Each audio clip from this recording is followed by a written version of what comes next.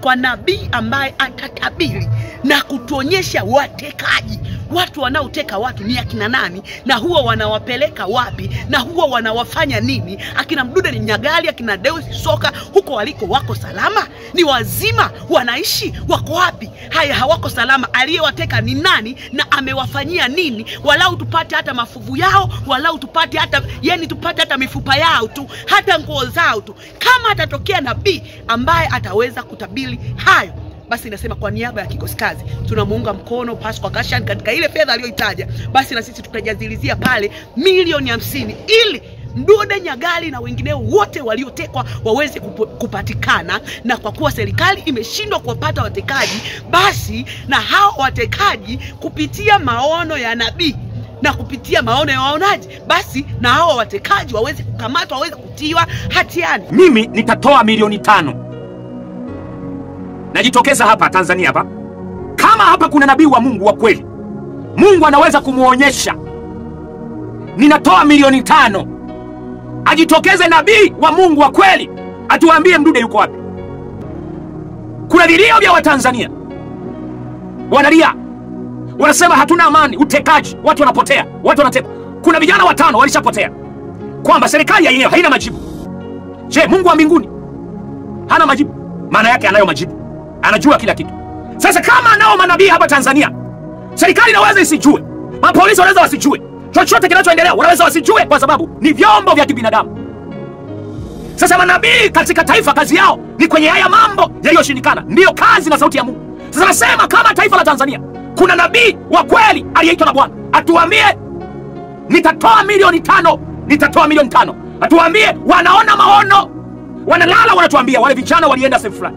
Aje asimame aseme mimi ni nabii wa Bwana, amenionyesha Mdude yuko sehemu fulani, alitekwa na watu fulani.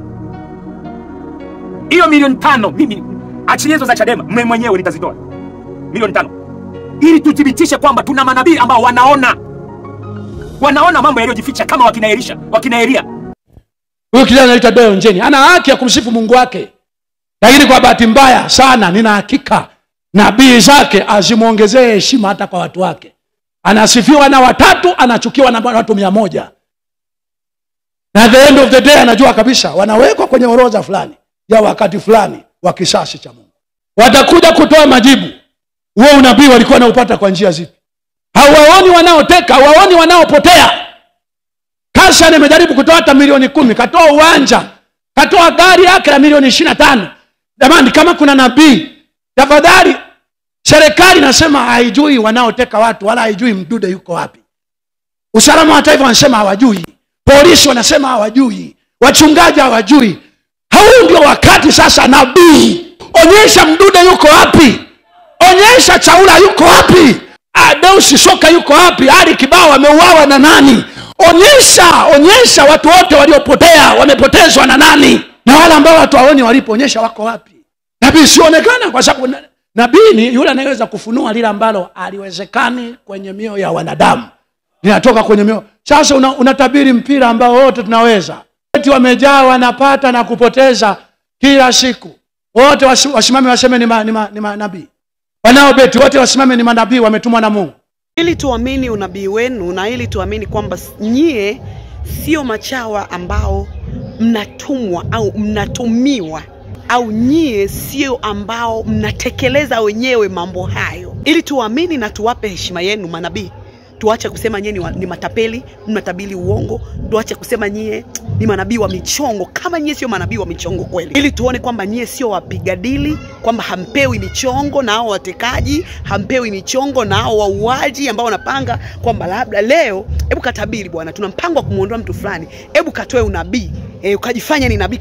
Kama mnataka tusiwafikirie hivyo na ili tuwaheshimu kama manabii wa kwenye Biblia, basi lifanyike hili. Ana tumeona mkitabiri mipira, Simba Yanga watashinda, sijui huyu atafanya hiki, sijui Manchester amefanyaje. Tumeona mkitabiri hayo na mnasema yanatokea. Wengine sio wafuatiliaji lakini mnasema yanatokea.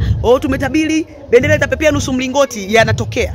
Lakini haya ni makubwa sana katika nchi, na kazi ya nabii ni kuwa mlinzi na kwa jicho la Mungu katika taifa, jicho la Mungu la kuona yote yaliyosilini ambayo yameshindikana kwa wafalme na watawala kutawala kwa vyombo vya dola, basi kazi ya nabii ni kuwa jicho la Mungu na kuona yale yote yaliyokuwa yamesitilika.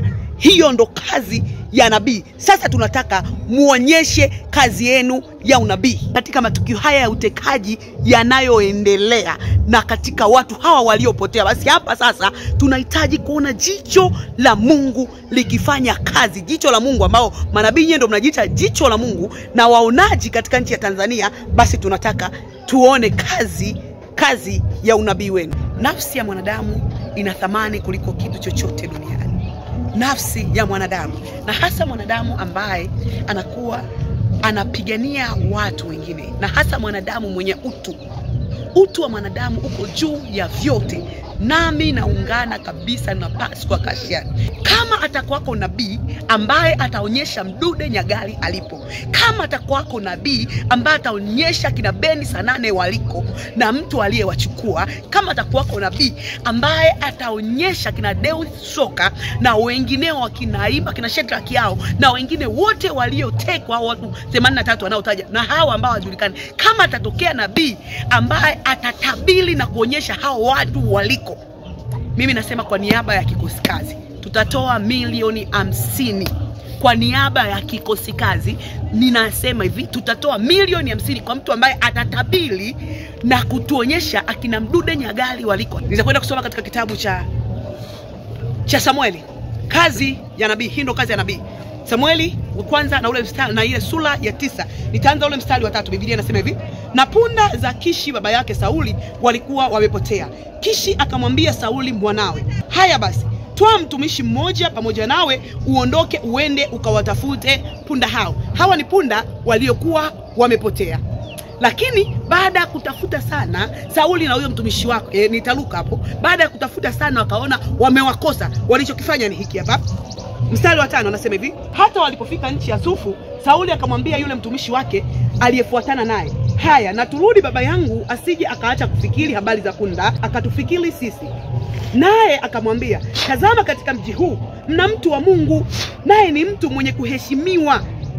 Yote asemayo hutukia kweli kweli. Yote asemayo hutukia kweli kweli. Basi twende huko, labda yeye aweza kutuambia habari za safari yetu tunayoiendea. Kulikuwa na mtu wa Mungu ambaye ni Samueli. Walipopotea punda, walienda kwa nabii, walifikiria yuko mtu wa Mungu ambaye kila nayo yasema ni kweli.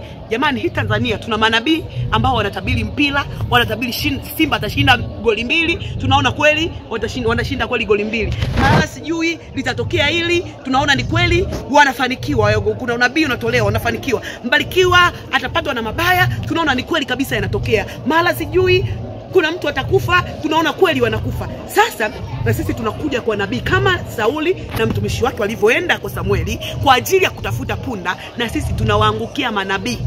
Kwa nabii yoyote, huyu mtumishi wa Sauli anasema kwamba yule mtu anaheshimika hapa nchini pote, na akisema maneno yake yanakuwa kweli na yanatokea. Na sisi hapa Tanzania kama kuna mtu ambaye akisema maneno yake yanakuwa kweli na yanatokea, basi tunaomba atuambie kina Mdude Nyagali walipo. Tuko tayari kutoa gharama zozote. Tuko tayari kutoa kiasi chochote ukishakamilisha tu hiyo mission kwamba watekaji wao wanawateka wanawapeleka wapi, wamewateka wamewapeleka wapi, ukatuonyeshe walipohifadhi, ukatuonyeshe walipowaweka, ukatuonyeshe walichowafanya, utuambie kama wako hai au hawako hai, utuonyeshe hata hao tu kama wameuliwa kina Mdude, basi utuambie pia kwamba wameshauliwa. Utuambie sasa aliyewaua, utuonyeshe kwamba huyu ndiye mtu aliyewaua, au huyu ndo mtu anayewashikilia, au huyu ndio mtu aliyewafanyia jambo baya kina Mdude. Wanasema alipigwa nyundo, huyu ndo ambaye alimpiga nyundo Mdude. Utuambie ukiweko nabii katika Tanzania kwa gharama yoyote. Nimesema kwa niaba ya kikosi kazi. Basi milioni 50. Hatuna uwezo mkubwa wa kifedha, lakini tutajipiga, tutajikanyaga. Kwa sababu gani? Uhai wa mtu na utu wa mtu una thamani kuliko kiwango chochote cha pesa. Hizo nafsi za kina Mdude, nafsi za kina Deus Soka, nafsi za kina Shedrack, nafsi za kina Ali Kibao, mtu ambie walioua kina Ali Kibao, nafsi zao zina thamani kuliko kiwango chochote cha fedha. Nafsi zao zina thamani kuliko kitu chochote hapa duniani. Kuna watu wengine fahari yetu ni kuona utu wa mtu mwingine. Fahari yetu ni kumuona mtu mwingine anaendelea vizuri. Fahari yetu ni kuona mtu mwingine anaishi vizuri. Fahari yetu ni kuona mtu mwingine haumii, hali.